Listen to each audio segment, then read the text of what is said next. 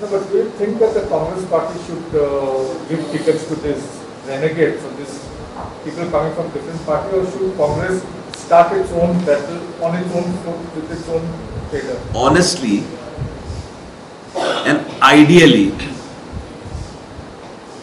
every political party responsibility is not only to contest elections. It is the responsibility to build good, responsible, young leadership to take over the reins of the state.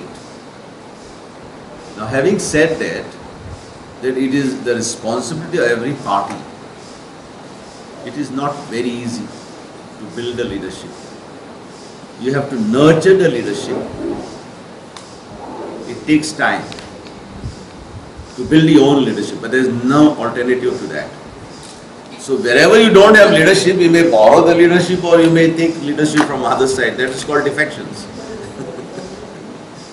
So ideally, I will say that it is the responsibility and duty to build young leadership at every level.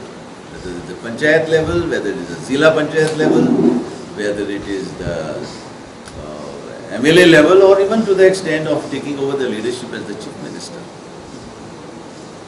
Because finally, you have to give a good quality governance to the people. And that is the aim and objective of every political party. Not to give jumlas, which is happening now.